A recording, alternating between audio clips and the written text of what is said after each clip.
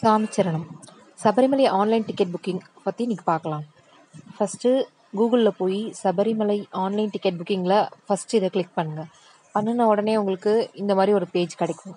அதில் கீழே போனீங்கன்னா ரிஜிஸ்டர்னு ஒன்று இருக்கும், லாகின்னு ஒன்று இருக்கும். இது வரைக்கும் ரிஜிஸ்டர் பண்ணாதவங்க ஃபஸ்ட்டு ரிஜிஸ்டர் பண்ணிக்கோங்க. நான் ஏற்கனவே ரிஜிஸ்டர் பண்ணதுனால இப்படி காட்டுது.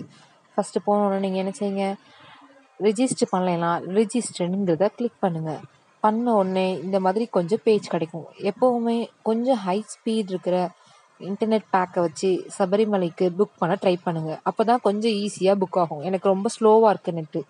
நீங்கள் ரொம்ப ஸ்பீடாக இருக்கிற நெட்டில் யூஸ் பண்ணிங்கன்னா ஈஸியாக முடிஞ்சிடும். இப்படி போனீங்கன்னா இதில் இப்படி ஒரு பேஜ் ஓப்பன் ஆகும். அதில் ஃபோட்டோ அது அப்படி கிளிக் பண்ணிங்கன்னா அதில் இந்த மாதிரி ஒன்று வரும். அதில் சூஸ் ஃபைல் அதை கொடுத்துட்டு நீங்கள் ஆல்ரெடி எடுத்து வச்சுருக்கிற அந்த யார் போகணுமோ அவங்களுடைய ஃபோட்டோவை ஃபஸ்ட்டு இதில் கிளிக் பண்ணி அப்லோட் பண்ணி உள்ளே போங்க.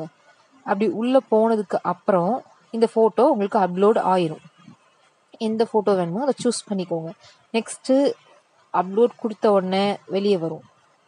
வெளியே வந்தோடனே அதில் உங்களுடைய நேம், ஃபஸ்ட் நேம், அப்புறம் லாஸ்ட் நேம், உங்களுடைய மொபைல் நம்பர் கரெக்டாக கொடுங்க. அதில் ஓடிபி வரும், உங்கள் பர்த்து, அட்ரெஸ்ஸு, அப்புறம் உங்களுடைய இமெயில் ஐடிக்கு முன்னாடி உங்களுடைய என்ன இதை கொடுக்க போகிறீங்கிறத பற்றி கேட்கும்.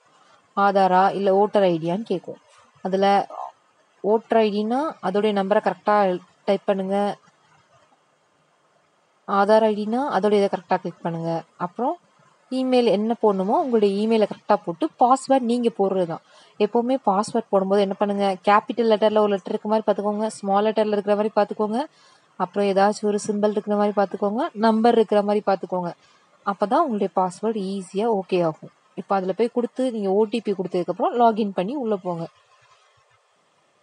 எப்போவுமே கொஞ்சம் ஹை ஸ்பீட் இருக்கிற நெட்டை எடுத்துக்கோங்க. அதுதான் உங்களுக்கு ஈஸியாக புக் ஆகும். இல்லைன்னா ரொம்பவே கஷ்டப்படுவீங்க. இப்போ போனீங்கன்னா இப்போ ஓகே கொடுத்தீங்கன்னா அந்த கோவிட் டெஸ்ட் கொடுத்து அதை ஓகே கொடுத்துட்டு இப்படி புக் பண்ணிங்கன்னா எனக்கு ஃபஸ்ட் இதுலேயே உங்களுக்கு க்ரீன் காட்டினோன்னு அதை கிளிக் பண்ணால் ஒரு ஸ்லாட் கிடைக்கும்.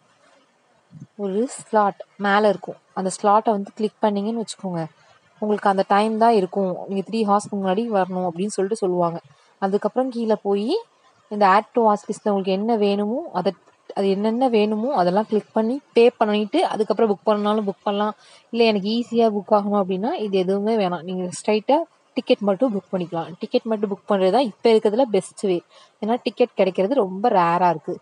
ஸோ டிக்கெட் கிளிக் பண்ணதுக்கப்புறம் மேலே உங்கள் ப்ரொஃபைலில் போய் அந்த டிக்கெட்டை டவுன்லோட் பண்ணி எடுத்துக்கோங்க. டவுன்லோட் பண்ணிங்கன்னா இந்த மாதிரி ஒன்று கிடைக்கும். அது கூட கோவிட் டெஸ்ட் ரிசல்ட்டையும் கொண்டு போயிருங்க.